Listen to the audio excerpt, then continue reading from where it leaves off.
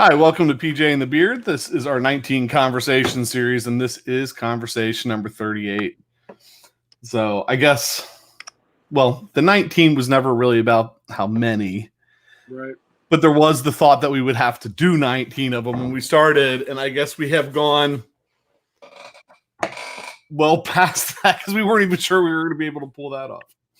Possibly the only thing in my life I've ever overachieved on. We've doubled it. So, first in line today, Mr. Brian Landreth, Uncle Bry. We gotta have Uncle Bry back on the show too. We should. Forgot. Yes. So what do we got going? This week we have one guest scheduled so far. But I think it's a big one. Yeah. And that's Pat reached out to this guy. That's Dave Weiner from. Well, I think. Everything I read about him, it always starts with has toured with Steve Vai for 20 years or 21 years. Yeah, I mean, that's kind of hard to step away from. Right. But but I think we'll learn a lot about him tomorrow. Probably a lot of stuff that we don't even know. And I've gone down a few rabbit trails with him. But he's got Gitopia, so he teaches. He's a PRS artist, so he has a slew of PRSs hanging behind him. He's got a lot of cool amps. Really nice guy. If you watched, I watched the video today. I actually posted to our community tab because now that we have 1,000 subscribers, we have the community tab. I posted a video of his new band. What is that? Monument. What is that? Oh my gosh, that's terrible. I typed Monument Shine. I was right. I had it in my head. Band's killer. They sound great. His guitar solo in that video is killer. But the whole band is good. I mean, he surrounded himself with a bunch of good musicians, and so I think he should be an interesting guy to talk to. Yeah, I mean, he's super diverse. I mean, when I say this, I mean it's not. You can go vet it out yourself. I mean, to a high degree, he can hang with Vai. Like they trade licks and. Maybe not note for note, but stylistically a lot of times. And then you go watch him break down one of his lessons, and he plays blues stuff. He plays jazz stuff. Well, you don't go on tour with Vai once if you're a slouch. Right. And you certainly don't tour with him for 20 years. Because it's been like 20. The one thing I said was 20 years, and I think it was a year old. So it's been like 21 years. Right. You certainly don't tour with him for 21 years if you're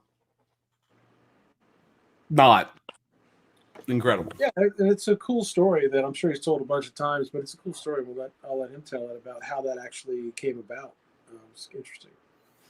I think I read a little bit about that today.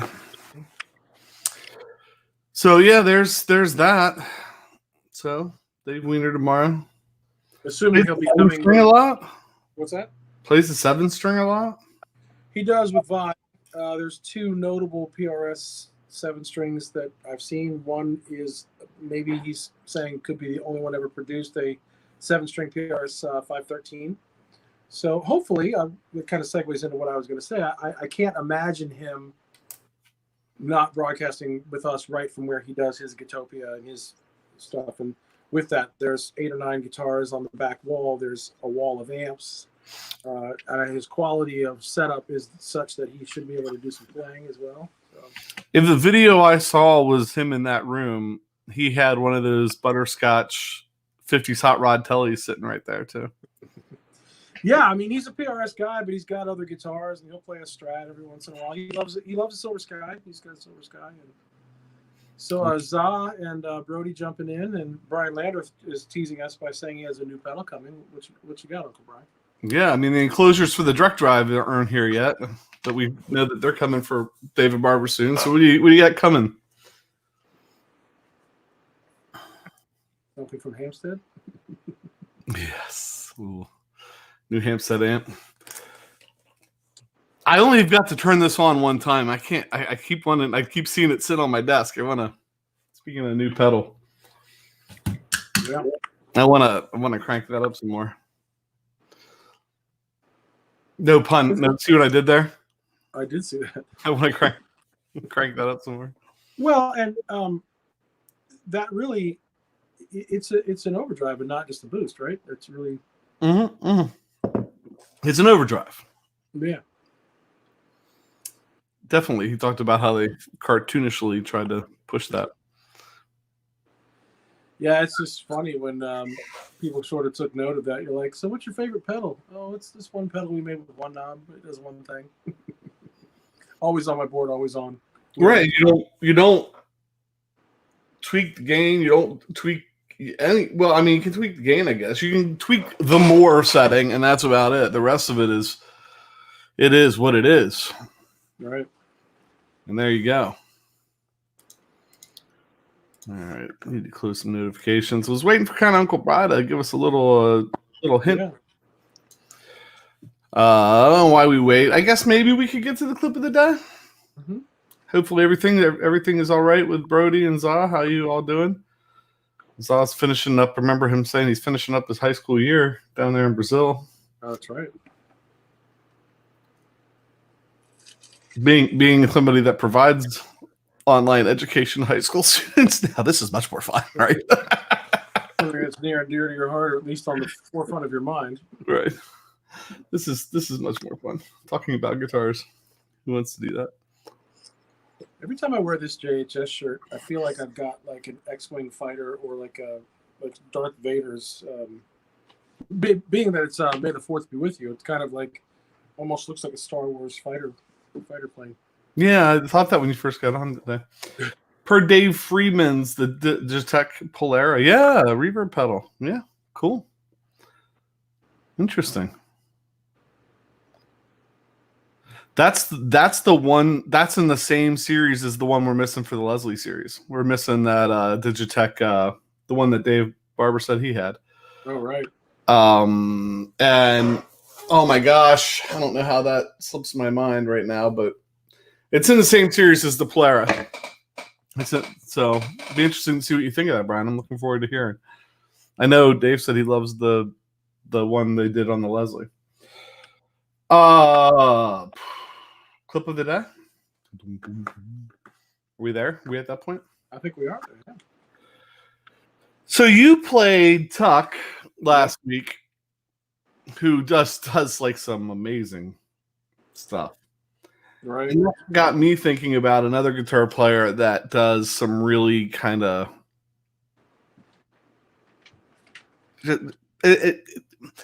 there's certain things that are like mind-blowing to me, right? Like you can understand, like I can watch certain players and understand what they're doing. Might not be able to play what they're playing, but I can understand what they're playing. Right. There's a couple guys out there that I watch, like Derek Trucks. You know, he's always playing an open E. I play an open E, or open D. I think he plays in a lot of times. And it's hard to watch him in steel stuff. Hard to watch that Tuck guy, I think, in steel stuff. Hard to watch this guy in steel stuff. Let me set it up to play, and then we'll play it, and then we can talk about it. Here we go. Clip of the day.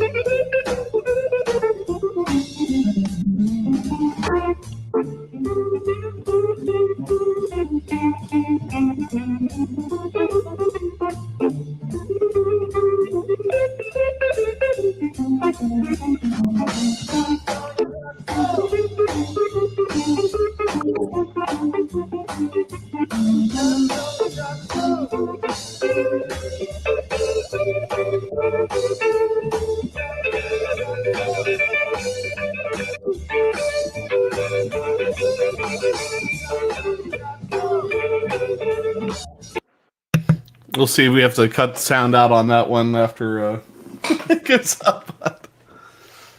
So, well, I mean, just the guitar itself is a lot to take in.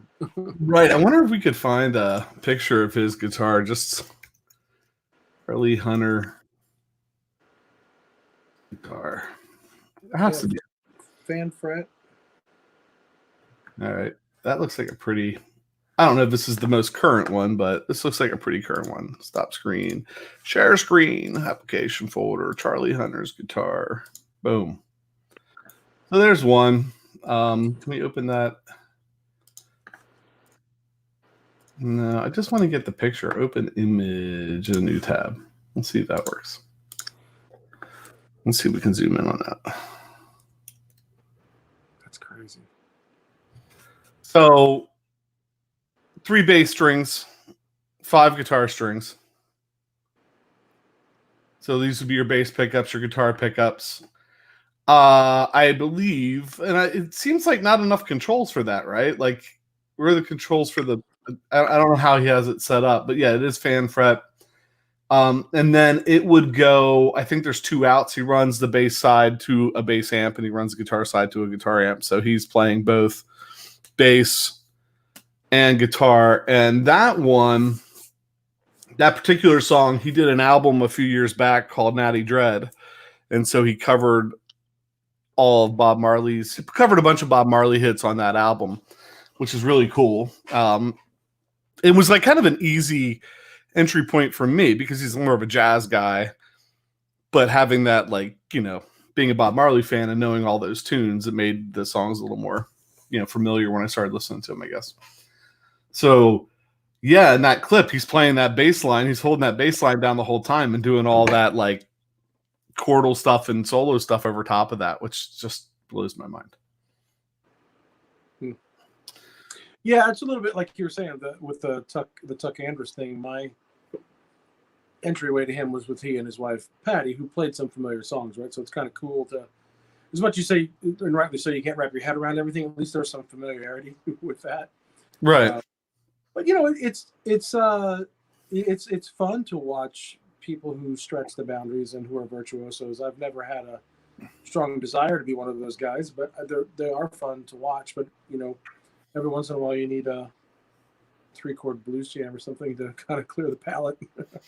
Right. If you go out and you search him, he does like a lot of clinics, and there's a lot of clinics posted and stuff like that where he's breaking stuff down, which is interesting to watch because he is pretty unique. You know, I don't think there's a lot of cats out there that, you know, a lot of styles of music out there where they're playing bass lines with their thumb while they're doing stuff, but right, to actually be playing like kind of playing the bass and the guitar at the same time.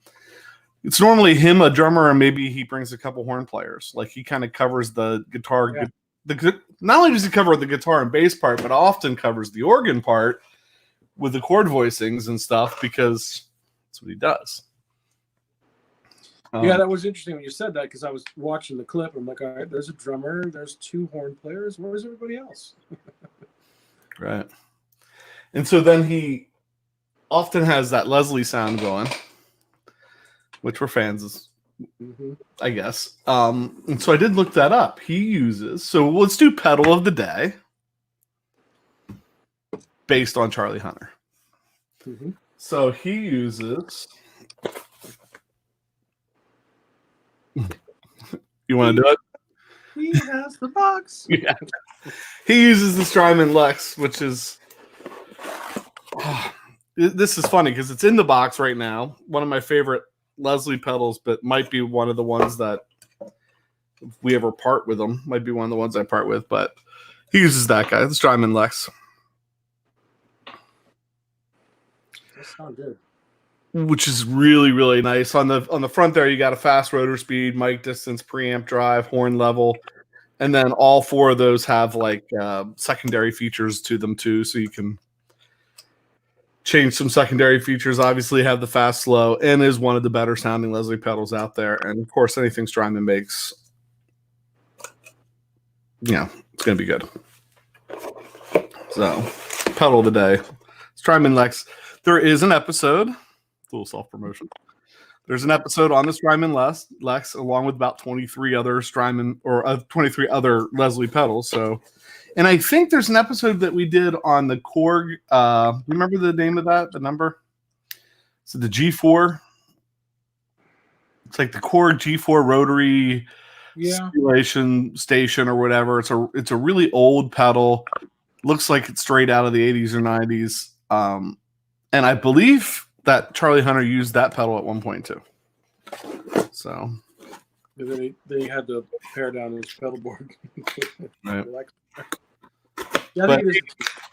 he glows. There's some glowing comments about this from him online. So Brad Miller snuck in while we were talking, and a little back and forth about Zaw and his high school situation, and a funny comment from Uncle Bry about that guitar has commitment issues. Right. Is it a bass? Is it a guitar? It's a fan fret, but then you compensate by angling the bridge. Well, you know, and that's weird. Look at the bridge. There's no. That's not like a. I don't know. Like I don't know. I guess because of the fan frets, you can have the strings that far apart where they're causing the. I don't know. I don't know. I've only played one fan fret. Try to say that. One fan fret guitar, and that was when we met Fred Tellier at the Artisan Guitar Show. He had an acoustic that was fan fret. That was the first one I ever played.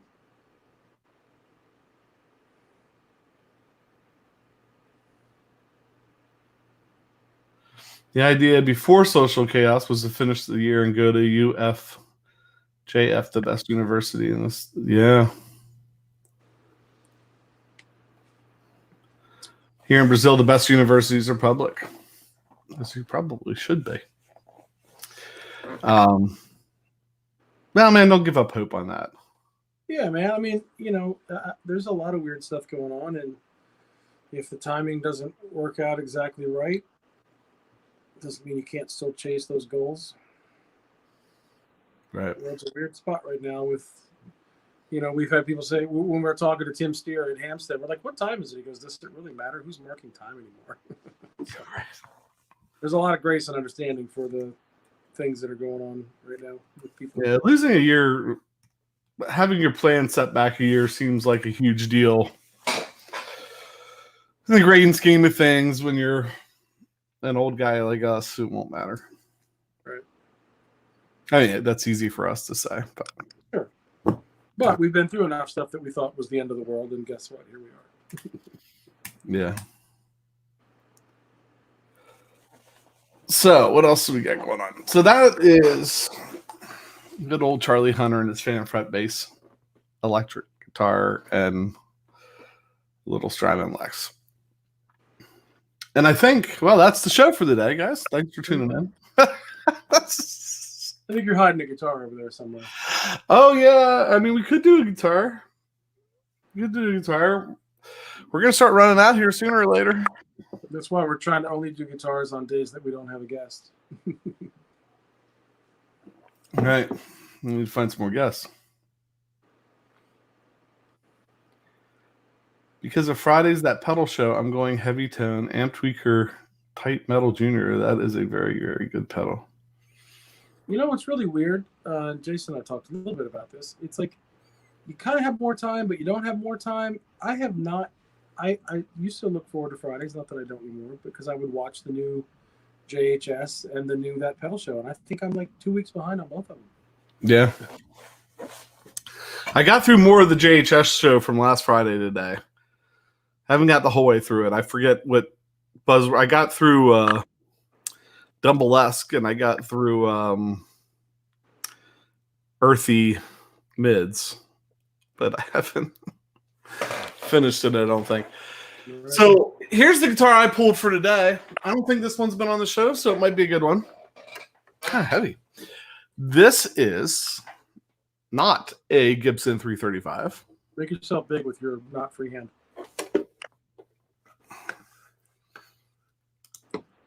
All right. This is not. Here, wait. Before we get onto this. Hey, guys, been a rough day. Wow. Yeah, Sean, you know what? The other day you mentioned that, we were giving you something to do during dialysis or something, but you did it like right at the end of the show, right after we signed up, and we wanted to mention that, and we hope everything's going well. We've been thinking about you, and doesn't sound like it was a good day, but hopefully, man. Yeah. We're pulling for you. It's kind of, excuse me, kind of hard to transition into let's talk about a guitar when you're going through that. Other than on with the distraction. Right. So, yes, on with the distraction, I guess. So, this is not a 335. This is a Guild Starfire 4. SF4.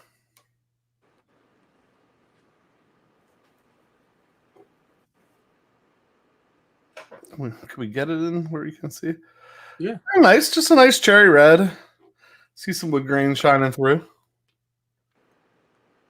2 humbuckers, 3-way switch, 2 volumes, 2 tones. Oop, I knocked the coffee over. Get the idea. Yeah. Back of the headstock. Grover's, looks like. Yep. And so this is one. We struggle with the selling guitar things because, you know, if I have an amp that sits around, I don't have a problem selling, except for my 410, that super thing that sat in the garage that I used to gig with. There's a sentimental value, but typically like an amp or a pedal, I don't have a hard time parting. Guitars, I have a hard time parting. If in the year that we've done this show, we pulled this guitar down one time for an episode that we should not have pulled this guitar down for. Was that the Diesel? It was the Diesel. In the beginning of the Diesel, we had that Diesel overdrive pedal that was insane. Just like the loudest pedal I have ever heard. And I mean like loud, like drive you out of the room loud. Like, well, let me just jump on there for a second. I've heard people describe pedal as loud before, and I'm like, well, just turn it down. Why does it have to be loud? That's because this one would kill you at less than 1. There was no way to tame it. Yeah, it was loud. And I think we started that episode with me playing this guitar into that pedal and playing slide. Because it was like, well, what would you not do with this pedal? Oh, play blues slide on it. So that's what we did. Get anywhere near it now. So, tuned open. So this was a guitar. There was 2 guitars that I would take when the blues band, when I was doing that like kind of blues jam band thing. I would take this, or I would take the SG and Open E, and do like, like the old.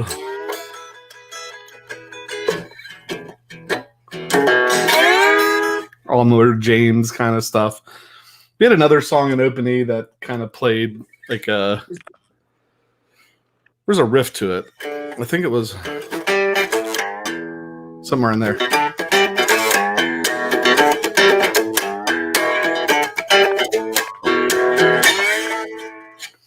Somewhere in there. But why do you have that out? What about that new slide you got? Is it right there? It's in this handy dandy little. Yes. Look how they It's almost like a Scotch bottle enclosure. Brian Landreth, no, that is not the fretless abomination. That was Ibanez, and it's somewhere else at the moment. Yeah, I've got Mike Morrison has that. I dropped that off at his house, and we need to have him come over and play it.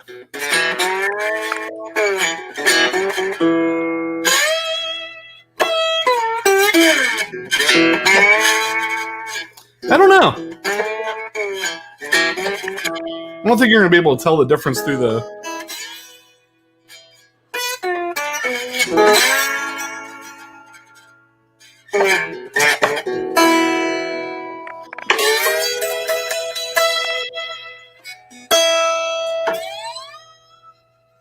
I almost missed it.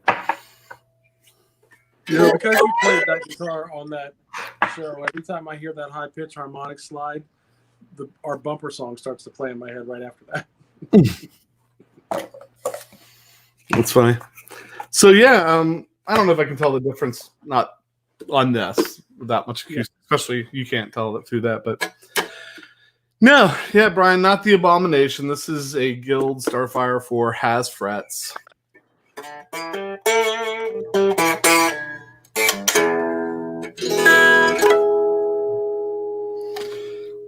Because it's an open E, there's not a whole lot I can do with it.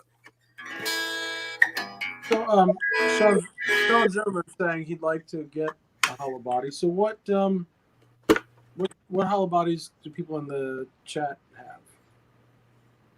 We have several, right? Right. So would Sean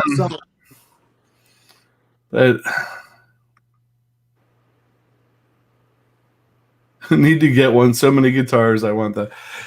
Yeah. And it's funny. In the hollow body journey for me, I was at Guitar Center years ago, and I sat down and played an Ibanez Art Core. And I thought, this is fantastic. It played well. It would feedback. Like if you'd hold a note, it would go into that feedback thing that you want from a hollow body. I'm weird. Like if I'm playing a hollow, I don't know, Pat, I don't know if you feel this way. If I'm playing a hollow body, I kind of want to be able to I want to have to control it. I want to work to control it. So like if I take my hands off of it, if the volume's all the way up and I take my hands off, it probably should go into feedback. Right? I don't want it to be so bad like that Vox that we showed. So bad that if my hands are on it, it goes into feedback. But I want it to have, if you hit a note that it's gonna soar out and go into feedback.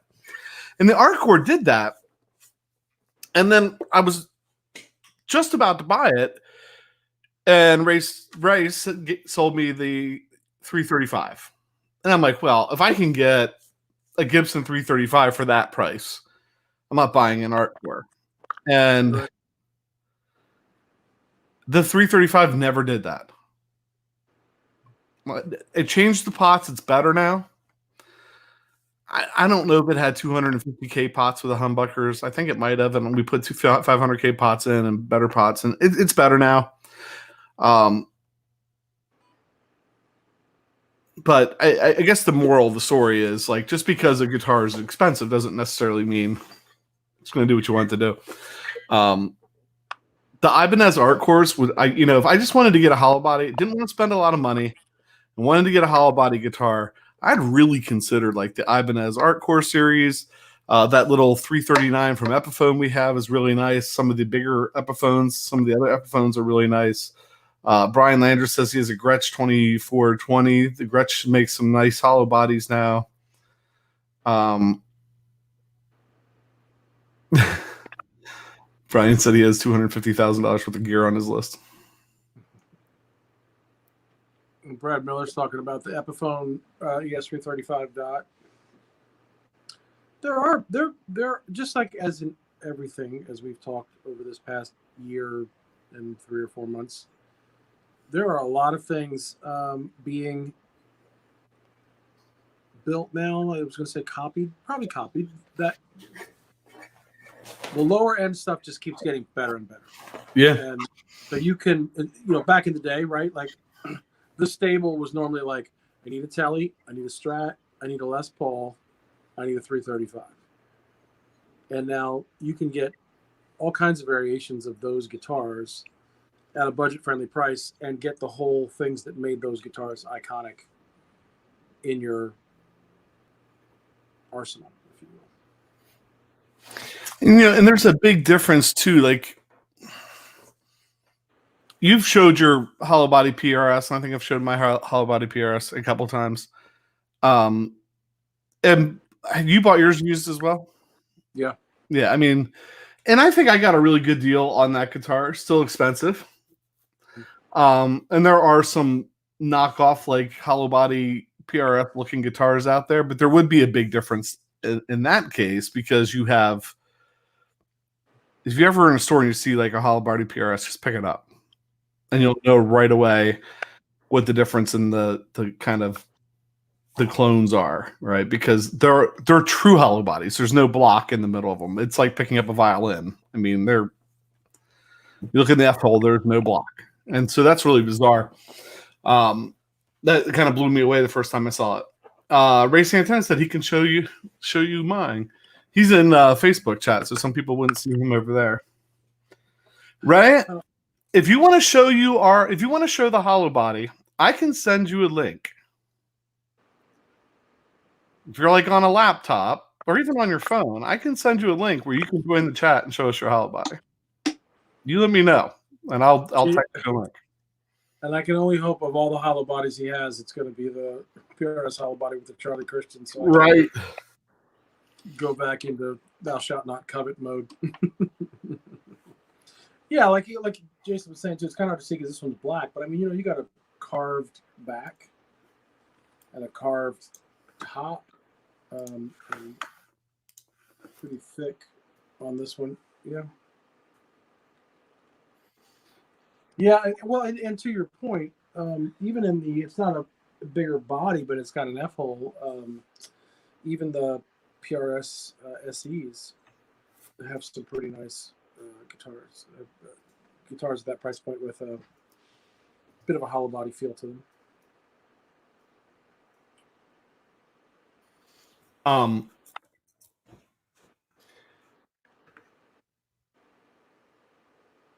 I did want to point out, Za said up there about going to Florida and immigrating to Florida to be a dentist and stuff. That's really cool. And then he said, I think I wrote something wrong. I just want him to know he didn't. He's doing a great job. Nope. We totally get what you're saying. Right. I was in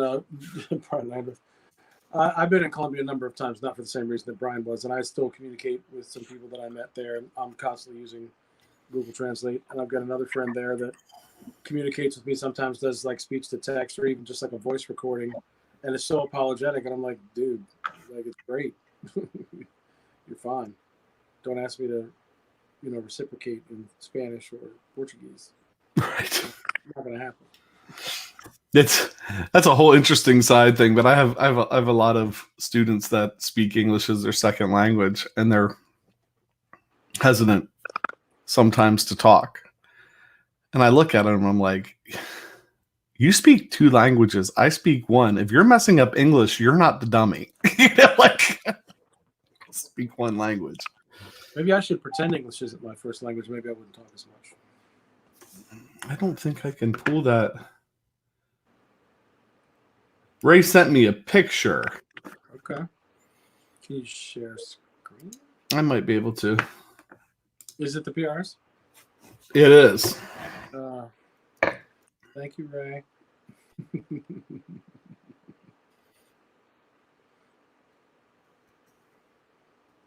All right, let's see if let's see if I can do that. Yeah. Here it is. Pete? Here it comes. This is our friend Ray. There's a early field trip on our channel. We did a bunch of field trips. We went to Ray's house, and Ray had this guitar, and it looks very, very similar to mine, with one major difference you'll see. Pat played it for a couple minutes and has never stopped talking about it. Killed me.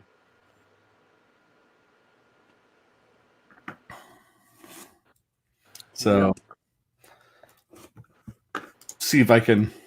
And it has birds too, right? So he just. Yeah, it's different from mine in that it has the birds. But the big thing that's different, you can see where my mouse is this right here. He put these two Lawler Charlie Christian pickups in it, and it does. It has a gorgeous sound to it.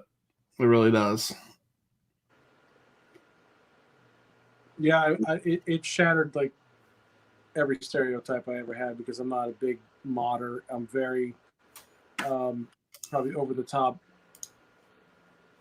loyal to like PRS kind of stuff, and like, well, if Paul built it that way, that's the way it should be. And then I played that guitar, and I'm like, you're killing me here, right? Yeah. Well, and then so Pat left and hasn't ever stopped talking about that guitar, but there's a guitar over there too. I just oh man, I lost my share screen. Let me get it back. The one in this picture too. I love that guitar. I don't know what it is. Ray knows what it is about it, I guess, that I love, but maybe someday that will be able to be a guitar of the day. That is a Michael Dolan guitar. Michael Dolan. And if it looks like, was it how do you say that? Embolic or Alembic. Yeah, thank you. Always need help with that. If it looks like that to you, I think it is because that guy worked for them But there's a really, really interesting story behind that guitar. We're not going to tell it. Ray tells it better than we do. If you go and you look at the field trip with Ray at Ray's house, I think probably the first, there's two parts to that. I think it's probably the first part that we talk about that guitar. Either that or I just trying to get you to sift through both. That's right. Watch it. Go find it. That's your scavenger hunt of the day. Za, excuse me.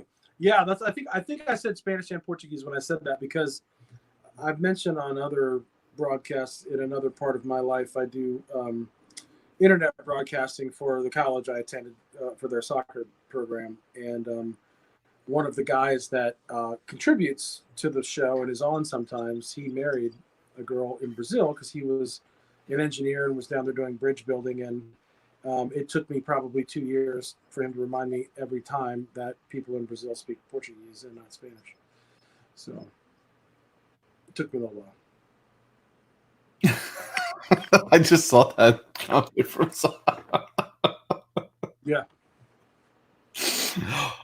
so when he pops in, we shouldn't be like, "Hola, Za, ¿cómo estás?" Right. Yeah, Ray's a really interesting guy. That was a lot of fun for us. We should watch. Yeah, there's so much stuff down there. That PRS is what stuck with me, and I know that you love that guitar. And then Ray, correct me if I'm wrong, pretty much has your dream amp down there, right? Yeah, there's like a 1960, and I don't know if he's stopped watching. I haven't seen comments. Maybe a 1964, 66, 68 Fender Vibrolux. Yeah. And it just sounds glorious. And I've never really played it like played it in a live setting or anything like that. I mean, just plugging a guitar in and flipping it on, turning no knobs or however he had it set up, and just strumming a chord, and you're like, "Ooh, that sounds glorious." I think the correct word would be lovely. Yes.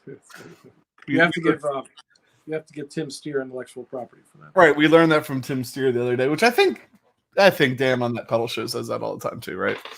It's lovely. It's just lovely. It is a lovely.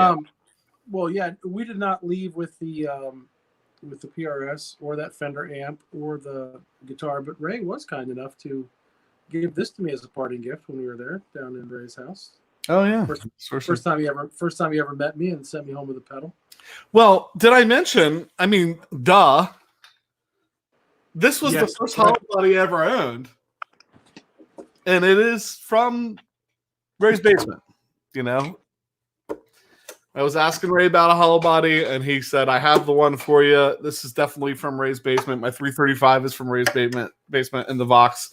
So 3 out of the 4 hollow bodies that I own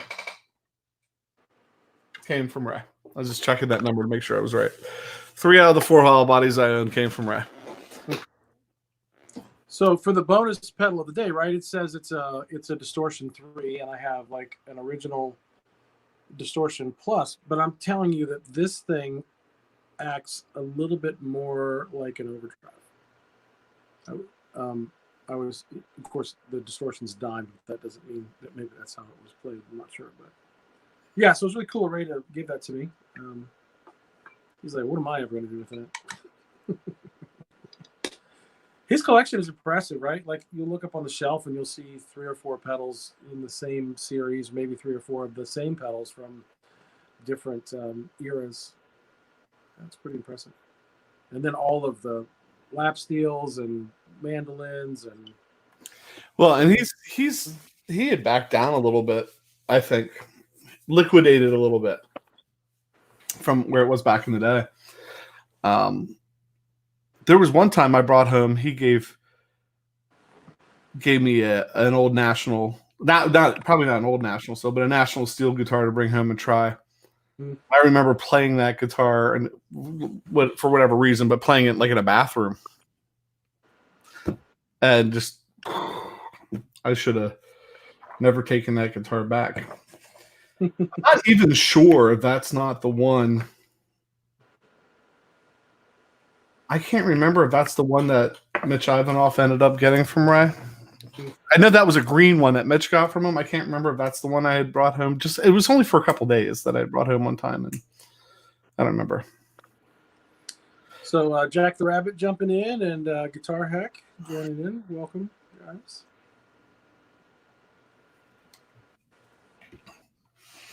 Kind of started down a hollow body rabbit hole, an F-shaped rabbit hole. Right.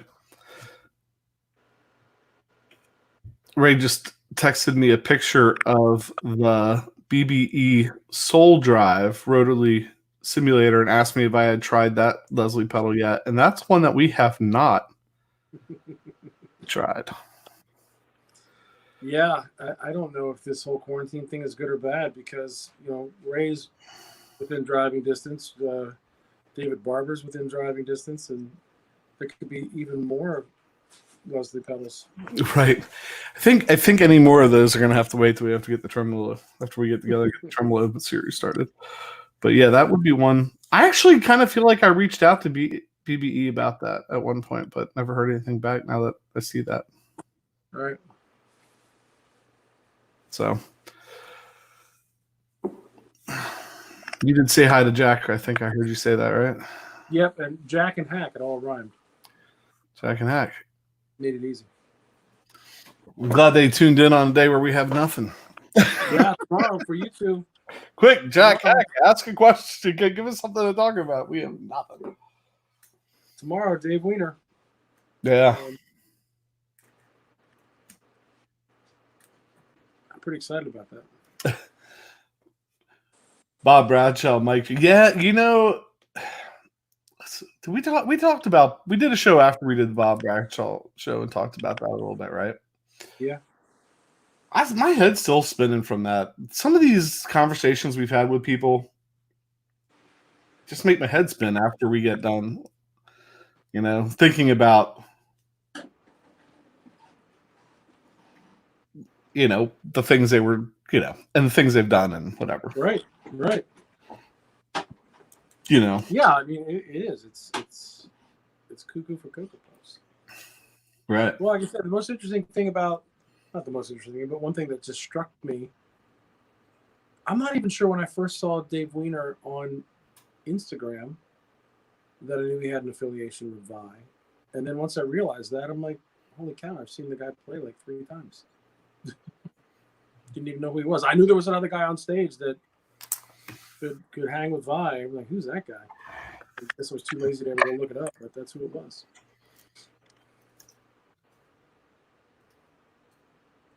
Hack's asking a question, right? Looking up, picking up an R0. Thoughts? The only thing I know about them is they're expensive, right? Yeah, well, that would be my question, right? For the monikers for the Pauls that are in the R series, there's the 9, there's the 8, and I'm not familiar with.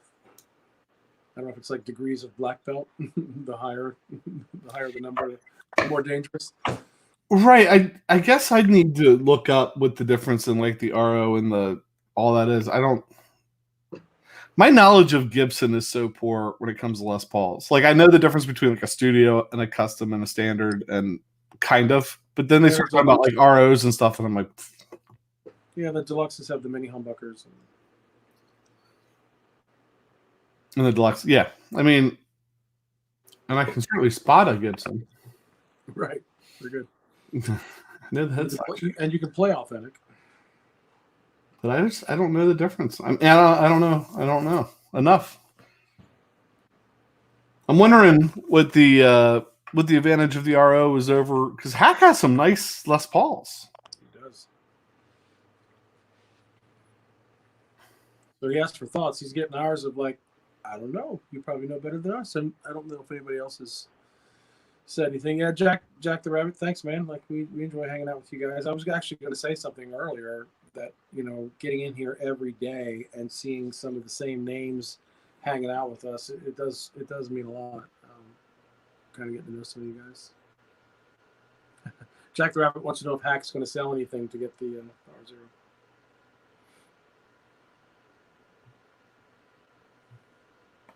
R0. Right.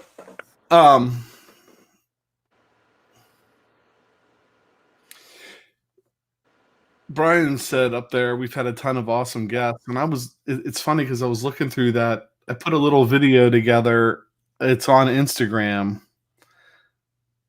There's one post on Instagram that has 2 1-minute videos in it. And I think I pulled a clip from every guest that we've had. And it was tough because it was like there was no way to fit it in a minute, and it was hard to fit it into 2 minutes. It was seriously like a couple seconds, of each person. But going back through that, like there's ones that, like this guy, right? The Howlin' Monkey Pics. Yeah. So I was going back through that and popping his video back up, and I was thinking, man, I almost forgot we did that. And there's a Howlin' Monkey Pic sticker in there. He's awesome. Like that video, that hour we spent with him was great. If you haven't watched that, go back and watch that because this guy is literally turning a nut into a pick. And it's sustainable. It's where were they getting the nuts from? Do you remember? I want to say it's not the Dominican. It was. Oh my gosh. I don't remember. Was it Ecuador? I don't remember. It might have been. Sustainable. It's fair trade. So the people that they're buying the raw material from are getting paid. It's saving the rainforest because they're making more money to collect the nuts than they would if they would cut down the rainforest and grow crops on it. Like, so that kind of back end part of it, plus the pics are great. They feel awesome. There's a bunch of different shapes and sizes. I personally really like this one. They're not that expensive. They're more expensive than, buying like a Fender pick at the guitar shop, but they're not that expensive. So there's the one that I like it because I play the Jazz 3 Eric Johnson signature, and that's sort of their version of the Jazz. Is that the small Jazz that you have? Yeah. That's the Howling Monkey, and then that's the Dunlap. Because that's funny because I like the bigger Jazz pick, right? So the one I have, if you put the big Jazz pick behind it, it's about the same size.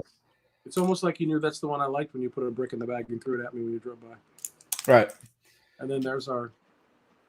I like all the sizes that are like that size. Yeah. Anyway, I like that pistol grip thing he's doing on too. Wow, I just went down a Jack the Rabbit hole. But seriously, go check out Howlin' Monkey Pics. That guy's cool. He was a cool dude. He was fun to have on the show. I think the story of the company, what they're doing, is cool. The pics are cool. Spend a couple bucks, buy yourself a funky pick. They give you something to do. Yeah, because he's got it's kind of clever too. He's got one that's called like a mixed bag or something like that. You can try different sizes because these.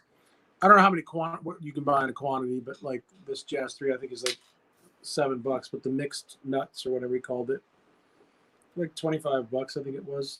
You could get a plethora of sizes, and also makes like cool little boxes and other things too, between the nut and the 3D printing stuff that he does. Which is cool because we can. There's the beginning of it's the Tagoo nut. So the nut's huge. It looks like this, and then inside there's these, and they pull those out. Then they slice those up, which are these, and then he gets them. They laser cut them out, and then they hand bevel all of them. Yeah, I thought it was really cool. There you go, Jazz 3 for $7. Yep. Mixed nuts, $25. Yeah.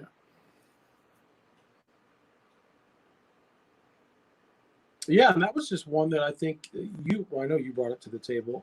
It was kind of one that the ad kind of kept popping up. You're like, what's this all about? And you reached out to him, and he agreed to come on, and it was cool. Right. Definitely like him. Jack the Rabbit's asking you if you use the Jazz XL. Probably to you, Jason, because mine's the 3. Yeah, it's the Jazz, the XL series Jazz 3. Finally, I feel like they're hard to find, Jack. Like they always have the small Jazz 3s in the guitar shops, but Jim Dunlop. Yeah, I like the the Howling Monkey ones, they're the pistol grip thing he puts on there is nice because the nut is probably a little slippery by nature. Yeah. And so the little pistol grip thing, but they're a little thicker. I think, at least for the Jazz 3, they're a little thicker than the. Yeah, they're considerably, not a little thicker. They're considerably thicker than one of these picks. Wow. Holding that pick up there just totally messed up my camera. See if we can fix that. I'm not wearing headphones today, so I'm up and down like crazy. I have these I'm holding out on you. I don't know if that's your flavor or not. There's the. I don't know what that is. They're about that size, but prob's not. Yeah, Jack, you should remember him because I think you commented on that video and we said something about doing like a comparison between that and a regular pick-on and acoustic guitar or something. Quentin James is in the house. He says he uses Dunlop H3 purple sharp tip. Helps my legato. Swear. Does it help you swear when you play legato, or does it help you? Or you swear it helps your legato? Schnikey, I'm good.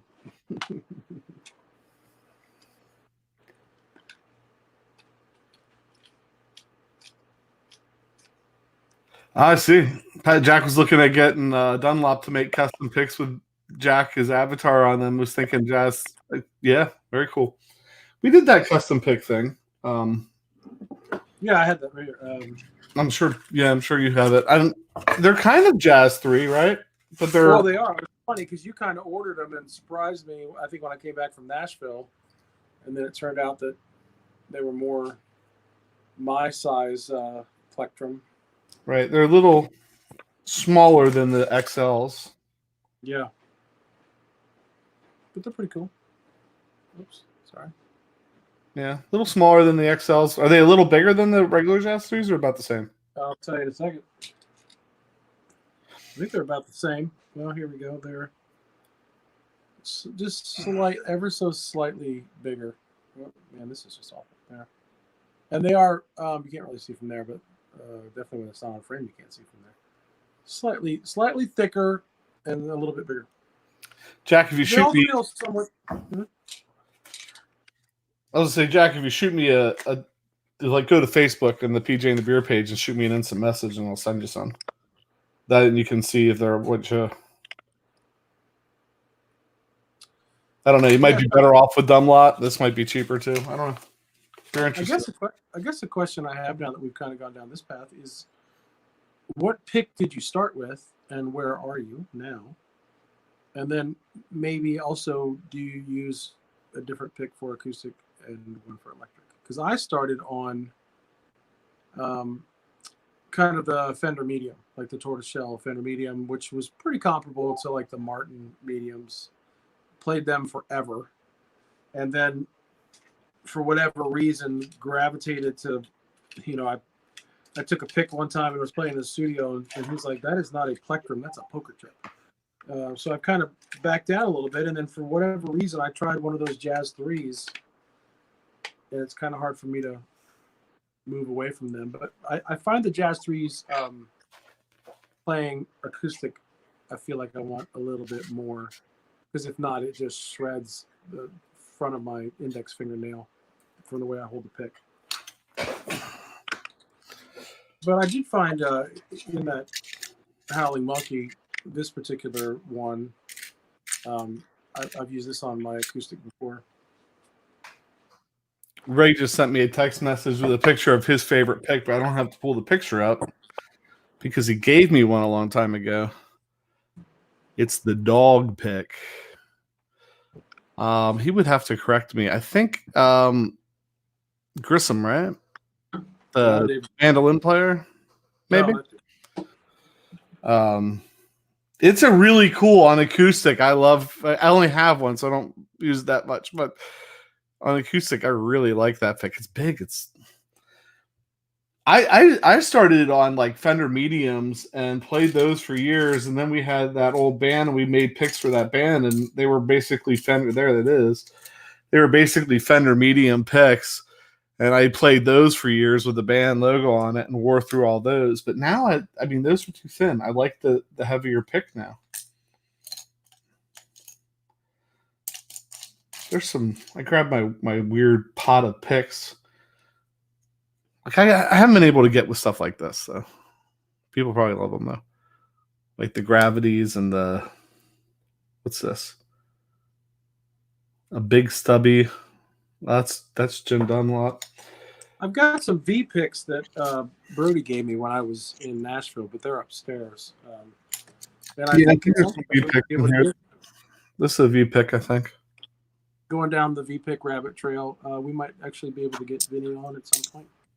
Yeah, I mean they're cool. What's the pick? What's the pick? I just saw it not too long ago that Mike Morrison uses. It's a really popular pick that's like $20-some a pop or something. Yeah, I forget what that was. I can't remember, but yeah, I remember you telling me about that. Yeah, Brody's saying check out the V picks with the ghost rim, and I think he did give me some. Oh, this is one from McPherson.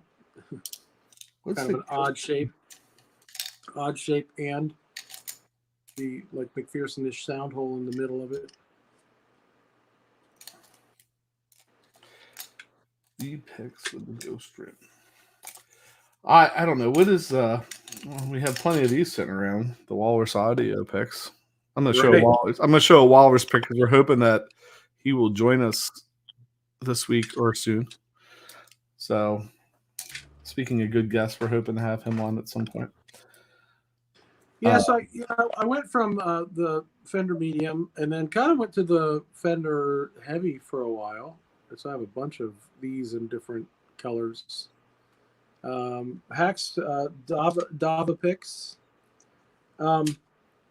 You know, you go to a couple guitar shows, you go to NAMM, you kind of do the pick collection. But who was asking about like acoustic guitar sound? Was that Jack the Rabbit? Jack said this looks like a mandolin pick. He's right. It is. I think it is a mandolin pick. Oh, I wish I just saw those picks that Mike Morrison said that he uses not too long ago. I wish I could remember the name of them because I would like to. Go. Who was it? And it was Landreth that said he just uses whatever picks he finds in the dryer. Somebody said that. I have like a box. I have this little box, like this little Walrus. Why we're giving Walrus shout outs, right? I have this little Walrus tin here. And then Pat thinks that he gets to keep this little Walrus tin because right. I already had a Walrus tin, so this one should be his. That I just keep like all the strange picks in, but I typically go back to those jazz ones. Well, and of course, you know, in the praise and worship world, the Altoid tin is all the rage. But I found these really cool Edgewood tobacco tins at a antique shop up in the Poconos. I got a couple of these. So this is sort of like I have two of these, and I kind of put in the kind of the A-team picks for me, the ones I play all the time. I have one like this here at the house, and I have one like that at the church. And then I have other ones that might be more for like acoustic, and then I've got other ones that are just ones I'd never use, but they're cool, like different designs and stuff. In case you're wondering, Pat. Yes. Hacks Dava picks. I've seen those. Now I see a picture of them, I know there. Yeah. I don't know that I've ever played those before. I've seen them. I don't know. I don't know. I'm gonna have. Brian's saying the V picks are kind of too clacky, and I don't know if that same on electric. You know what I mean? Because it's not going to be picked up for the most part. But yeah. I really have started to like heavier picks, though. I'm with you. I want to know what pick Mike uses this. So I don't know if there's a difference. Like this is a Fender heavy, and this is my Martin. And then if I go to the Howling Monkey.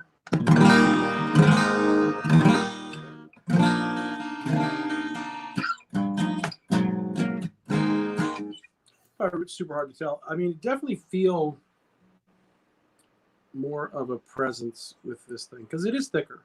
But I do like this Howling Monkey Wild acoustic. I played with it a good bit after we got it, and I really do like the Howling Monkey picks, to the point of where I was thinking I'm going to order some more of them to have them. I don't want to get too in love with it when I have one of them that I like, but I have one of the size that I want. But I thought, well, maybe I'll order some more, and then I can maybe be more in love with them.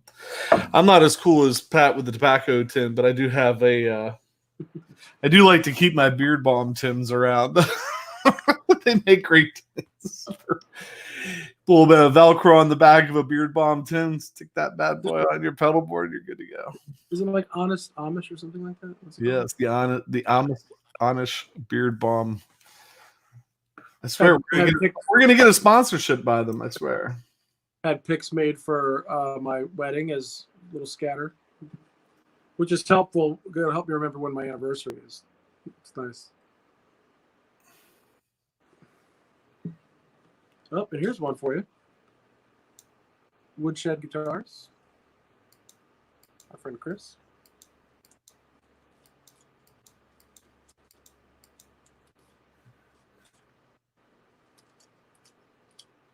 What else did I miss? Because I was Brody played a Wabash Standard. They stopped making. I bet you probably saw. There you go. Yeah. It's a pick holder and it comes with beard balm. That's right. You won't drop the pick because your fingers will be so sticky. Really like Tusk's pick, yeah. Yeah, I mean, this is where we've devolved, but it's been an hour. Amazingly, I don't know how we did that. But it has. It's been an hour. It's devolved into the plectrum rabbit hole. Right. So we opened that Waller's stuff right before this happened because you would have some of this because they gave us these little pick holders too. Mm-hmm. The little keychain guys. Waller's hooked us up, man. They swagged us up when they sent the stuff. And when we unboxed that, we're like, oh, cool, they sent us a guitar strap. And totally missed. Right. Right? Those were dorks. Walrus is awesome. Yeah, they did, man. They're Did we get 2 pedals? Is that what we did? 3? Yeah. 2? We bought 2. We bought the tremolo pedal, the Monument tremolo, and the Hummingbird. No, Hummingbird is the Monument tremolo and the Kangra. Yeah. And so we got 2 pedals, and they gave us like 12 pedals worth of swag. Yeah, they're cool. Let's see. Jack the Rabbit saying he likes to use the Alice picks from Amazon, 3.0 millimeter or 2.0. They're like the Dunlop stubby, not the big stubby, just regular ones. And Brian said he likes, was it Tusk picks? TUSQ? Mm-hmm. Not sure what that is. I mean, I have an idea, I know, but what was it? TSU. TUSQ. Oh, well, that's the same stuff they make guitar nuts out of, right? Sorry, I was reading the comment. What did you say? That's the same kind of stuff they make the guitar nuts out of. Tusk. Yeah, that's right. All right. Yeah, Sean Zimmerman, he said he'll be able to watch hopefully tomorrow. So I think we'll get Dave Weiner to play as much as possible. We won't be thinking about anything else.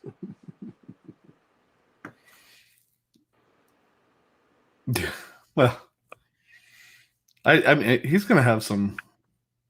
I would think he's going to have. I don't know. There's going to be some wisdom imparted there. Like the guitar knowledge that guy has. Yeah.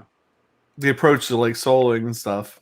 And then what I thought was really cool about that new band of his is they it's kind of, he called it like a blues rock singer-songwriter jam band. And then he specifically said, we don't want to go out and play the same thing every night. We we write songs and we put a section in that song that allows for a jam, but we're not going to go out and play it the same way it is that we recorded every night. So, right. Yeah, I'm looking forward to it. So, well, and like I said, I told Jack, send us a text message through Facebook, and we can send you some pics. I mean, that kind of holds true for anybody that's still watching an hour into this nonsense. If you want to try a couple of PJ and the Beard pics, which are, I can tell you where we got them. I can't remember off the top of my head the name of the company that makes them, but there might even be a couple stickers laying around. Yeah, we'd be happy to send you some swag. What's it cost? I can't guarantee the post office is going to get it there, but we'd be happy to send it. It'll be vintage by the time you get it. Yeah, they're really struggling right now. Mm-hmm. Seem to be. So,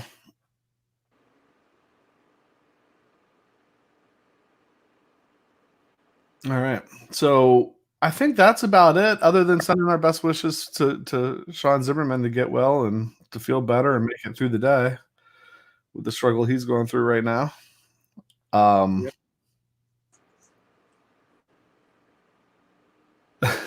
If I spent $20 per pick, it would cost me $1,000 per month. Yeah, you just got to go to the dryer. Go to the dryer. So yeah, with that, I think everybody. I don't know if everybody in here that's watching is subscribed. If you're not subscribed to the YouTube channel, we'd really appreciate you doing that. Make sure you stop in tomorrow for Dave Wiener. That's going to be incredible. And stay tuned. We'll let you know who else. If we have anybody else this week, we'll let you know. And if we don't, it'll just be us two jokers. So with that, I think. Yep. With that, I'm PJ on behalf of the Beard, reminding you, no matter what you hear, you never have too much gear, even if it's just a pick.